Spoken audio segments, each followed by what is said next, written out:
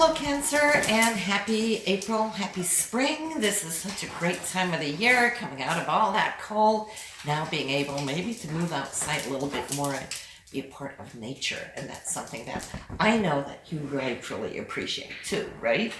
So I could see how you in the month of March was looking for something now to do. Maybe you were studying or focusing on new information or doing research of one sort or the other. But this is allowing you now to move into April with more intent on your career. Okay, so maybe you were preparing for that. Maybe some of you were taking a class or looking into that kind of preparation.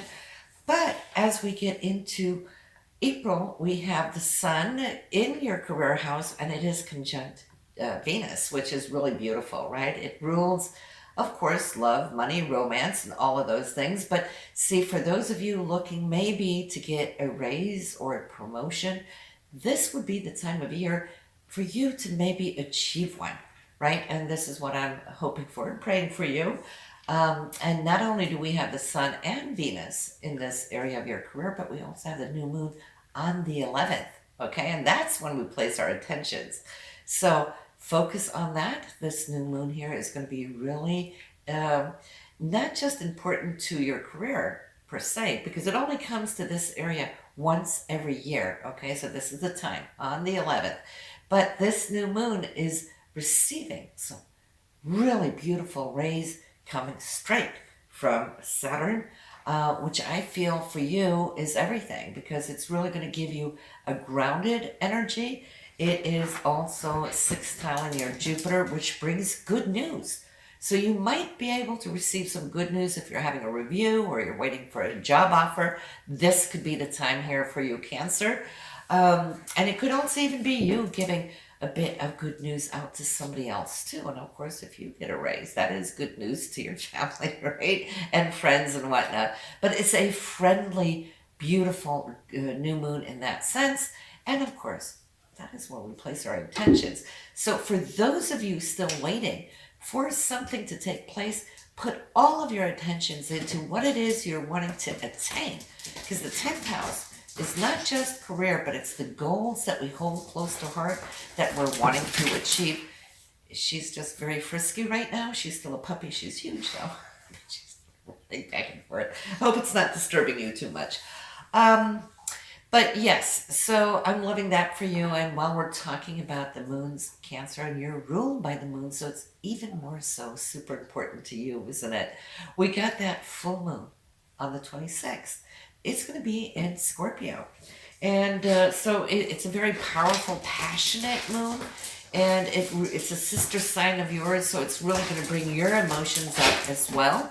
And it is bringing some unexpected news in that opposition that you're going to have to the 11th house. So this could be good news coming to one of your children maybe, or if you're in a relationship, it could be your loved one. Not necessarily marriage, because that's the 7th house, but the 5th house is anything like romantic. So there could be an unexpected surprise on that note, or also up in the 11th house, which is hopes and dreams, but it's also where your tribe is, your circle of friends, right? So something there coming around the 26th of April, so you want to kind of like put that on your calendar as well. Mars is operating a little bit on its own. It's not really receiving any transits. It's cruising through the 12th house, which is another sister sign of yours. It's the house of Pisces, right? So it kind of works for you. But what happens in that 12th house? Mars is your drive, right? It's your motor. It's what gets you up in the morning and doing things, right? When we have a good functioning Mars, we have action. And the action Mars is looking at right now is your 12th house for the subconsciousness. It's when you are resting, when you are relaxing, that maybe some of those greatest ideas can come to you in a flash or a download, like channeling that information. So pay attention to what is coming up here as Mars is cruising. You might want to keep a little journal.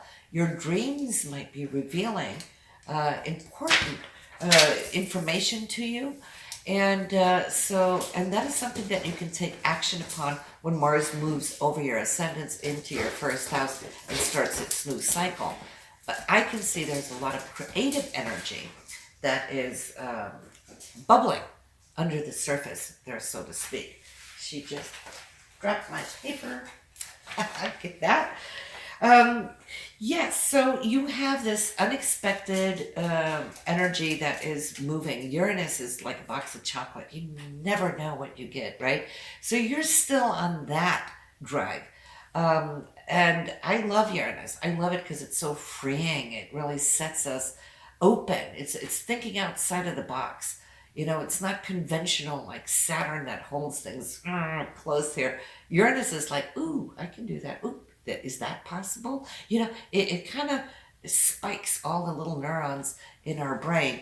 And you have that in the area for hopes and dreams and so forth. So, Cancer, I remember there was a time when you were really processing so much a few years ago, if you remember. Right? And that was heavy. And I know it was very difficult for so many of you.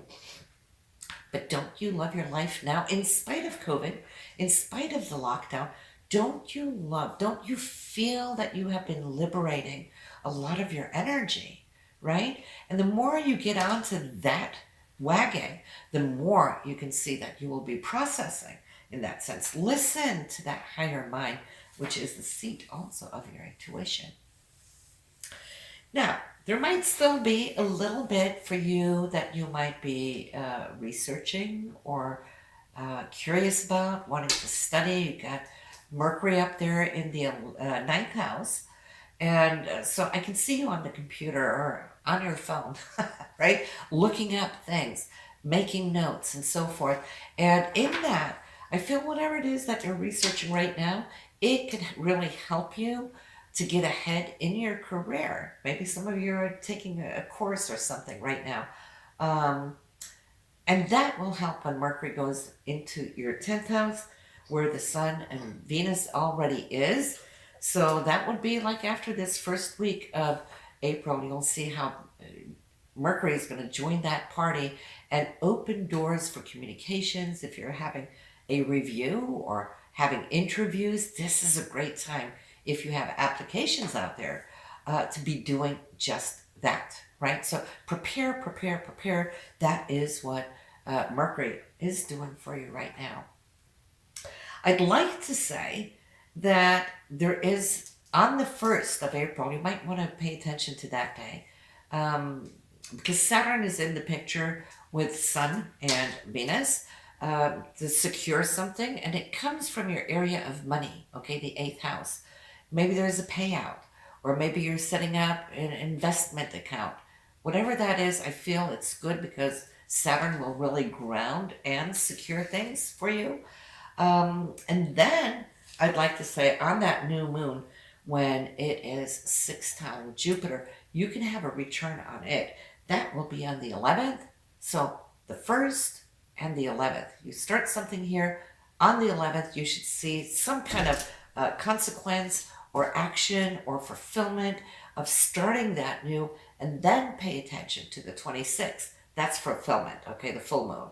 So you're starting and receiving there on the 26th. So, Cancer, it is great. Such a beautiful time of year, like I said. And for you, a lot of your joy and your happiness is when you could be nurturing to your family and, eating all this good food, but getting out in nature is so helpful. Some of you might have already got your vaccine. Some of you are holding off for whatever, how many different reasons as there is, right? But I can see that being out for you is shown in your chart that is one thing that can increase your vital energy. And you will see that when Mars goes over your ascendants into your first house, how that's going to spike you and put you on a roll. So have a good one, and I will see you next month, Cancer. Take care.